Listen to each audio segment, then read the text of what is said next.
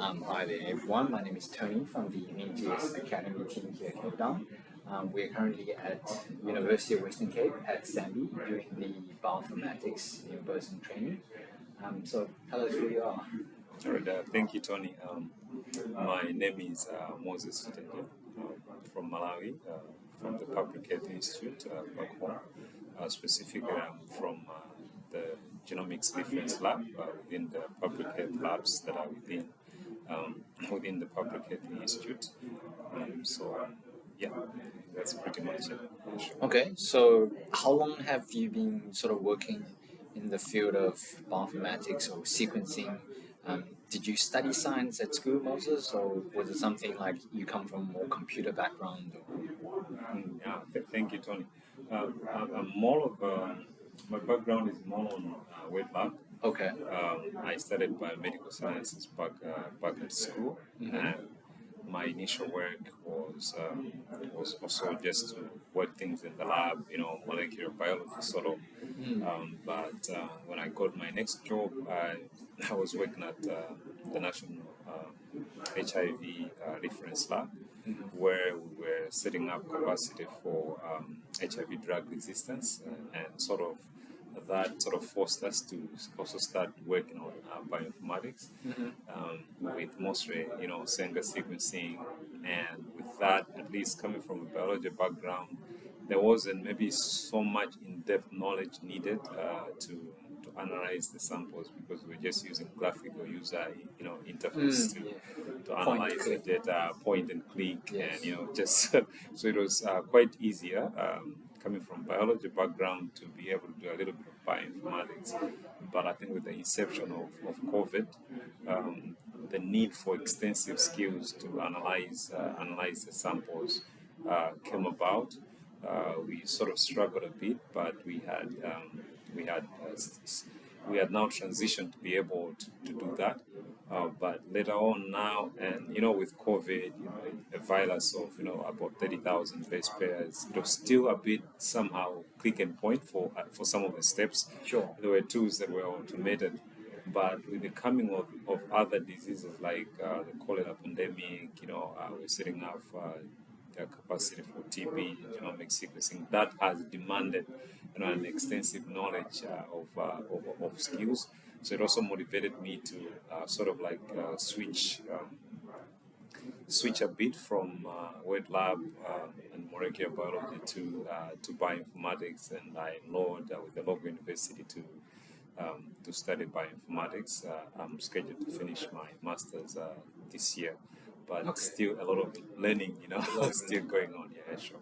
Yeah. No, that's really great to hear. At the course here you're learning about Linux, coding, packages, Conda, and obviously you have some introduction sort of to all. So someone that's coming from a laboratory used to sort of synthesis hands-on. Now you have to type code and understand. It's quite a big transition. Yeah. I can understand. Some people struggle with that a lot. As bioinformatics is a relatively new industry, much like AI, there's a lot of hype, a lot of demand for it. What are some of your challenges or advice for future young scientists that want to do bioinformatics?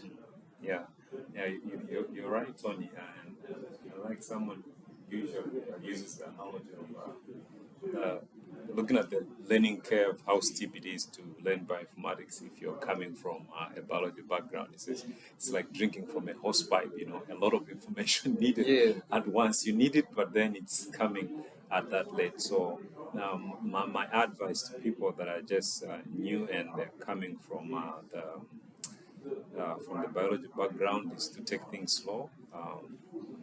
The field of bioinformatics is very vast. There is a lot of things to learn, but be very intentional and pick one brick at a time to build. I would give an example of the languages. We have Linux, like Bash. You have Python. You have other languages, say R. All these databases, PHP, and whatnot. It's always good to pick up one thing and become a master of it, than to be a jack of many trades but an expert of none. So my advice would be to build little by little. It's like learning languages. Really, if you want to learn Zulu at the same time, and you want to learn Chinese, and at the same time you want to know a little bit of Swahili, so you get complicated. You sort of mix what you're supposed to do here and what you're supposed to do here. But if you take one basic, say you take Bash, you learn Linux, you learn the basics. Now when you've built at least a good foundation in that, you can maybe start mixing with something, with some Python, then later on you pick up something, and that way it becomes a bit easier, and you get to an amplitude quite quicker than when you're getting a lot of languages, sort of so many new concepts at once. So it's usually more challenging. That's one of the challenges that I had faced, trying to learn a lot of things.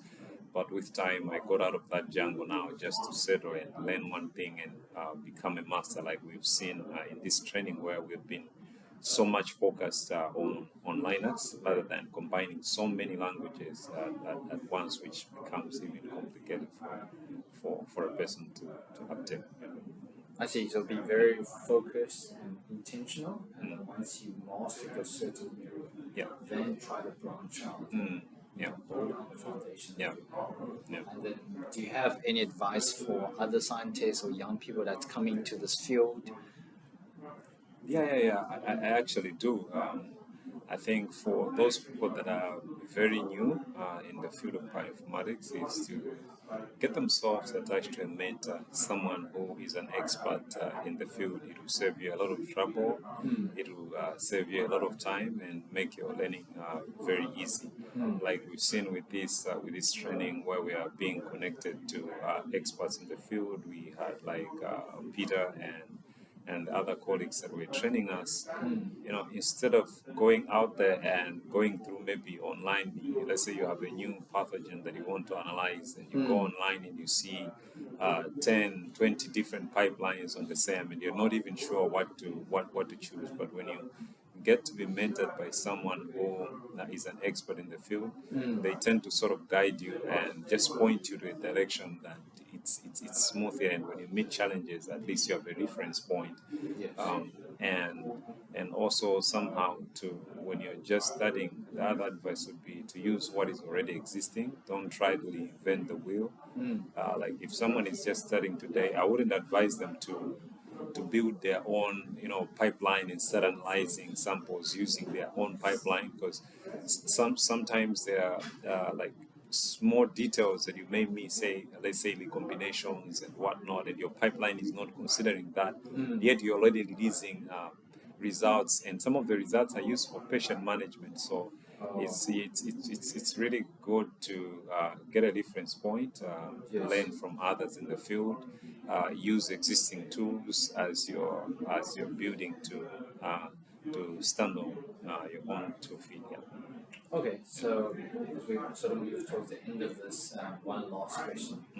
Next week you're going to be traveling to Johannesburg, and you're going to be attending a AMR course, that's antimicrobial resistant. Now this is quite also complex topics. What are some of the expectations for the course? What are you hoping to gain? So I'm looking forward to this training. First of all, just to be able to interact with different people, especially those the trainers that are coming from another continent, just to learn from the best practices that they're doing in the other countries. Also in Europe, our friends have been in the field of bioinformatics for quite a couple of decades, and to learn from that knowledge base, it's really beneficial to me, and to be able to interact with them. And the other thing that I'm looking at is the focus of the course on the AMR part.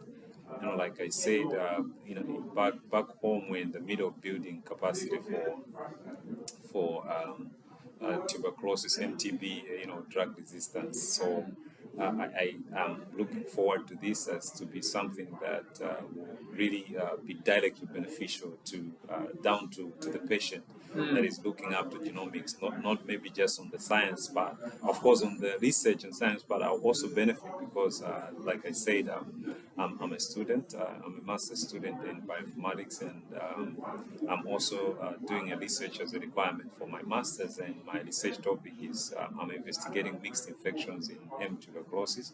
Okay. So I see it as a win-win deal. I'll get to win on academics on the school that I'm doing. On the other hand, I also get to win for my institute, where the knowledge gain will be implementing what we are doing back home, and for the local Malawian down at the hospital, at the clinic level, also get to benefit, because that knowledge gets to now to be translated into patient care decision making, where we will have fully validated and start to release patient results. So I see it as a great benefit to participate in this AMR course. Yeah. Okay. No, that's great. Great. Very ambitious. But, Thank you. Great. Yeah. But yeah, thank you very much for your time. All right.